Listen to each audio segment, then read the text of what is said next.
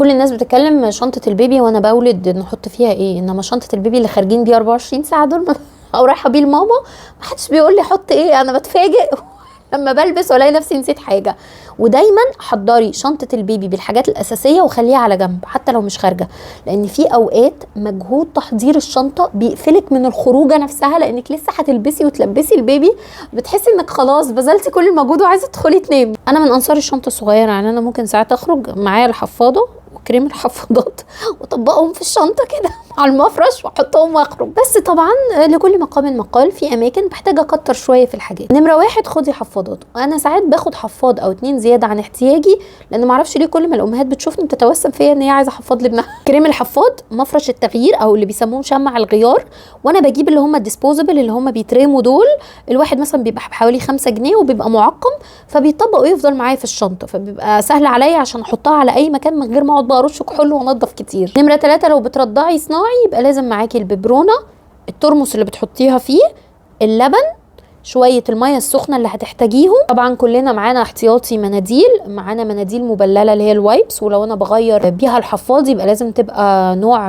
ما فيهوش كحول. غيار احتياطي داخلي وخارجي، ساعات بيعملوا ستول فبيسرب على السلوبات، فلازم بتحتاجي تغيري السلوبات. دايما احب اخد معايا كيس بلاستيك، شنطه بلاستيك حلوه كده، واشيلها كده متطبقه، علشان لو اي حاجه من الهدوم اتبلت الاقي حاجه احط فيها من غير ما بهدل الشنطه كلها. لو الجو برد باخد معايا كوفيرتا صغيره، لو بنتي بتاخد تيتينا باخدها معايا طبعا، بس ولادي كلهم بيرفضوا التيتينات دايما. لو بنتي لسه في اول سن المشي او الحبو باخد معايا شراب زياده، الشراب ساعات بيتبهدل. ولو رايحين مكان العاب من اللي هما بيقلعوا الشوز قبل ما يدخلوا، حتى لو بنت كبيره دايما بيبقى عندي كده في العربيه في التابلو شرابين صغيرين احتياطي. شياله البيبي بالذات في السن الصغير باخدها معايا، وانا الشياله بتاعتي اصلها قماش بتطبق كده صغننه قوي، فبتحط في الشنطه دايما. لو في دواء مهم، انا ما بحبش كتر الادويه، يعني لو دواء معين بس هاخده بعد ساعتين من دلوقتي بقوم حاطاه في سرنجته ومغطياه واخداه عشان ما اشيلش كل الازاز.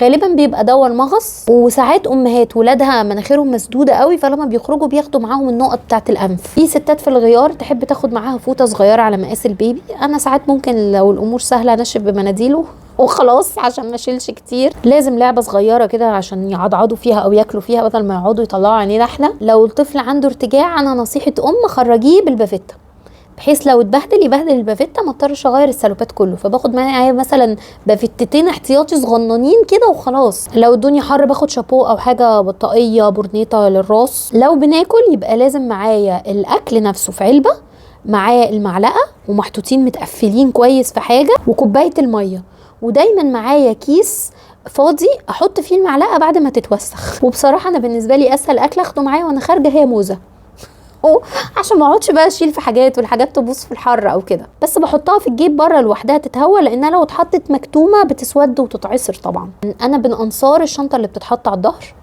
ده اريح كتير لظهرك مع الوقت عن الشنطه ام حزام الطويله دي، صعبه جدا للكتف. مين هيقدر يشيل كل ده؟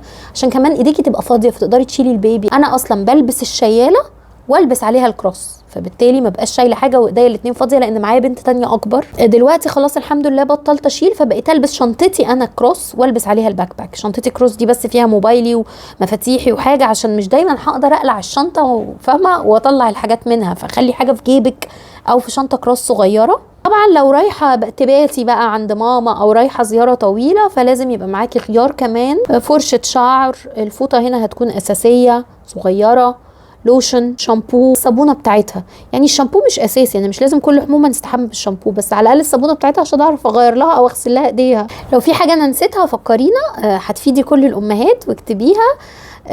هتلاقي في اول تعليق حطالك فيديو لا اكلات ينفع اخدها معايا وانا خارجه بالبيبي، او انا مثلا مسافره في المصيف او كده. ربنا يقويك ويبارك في الولاد.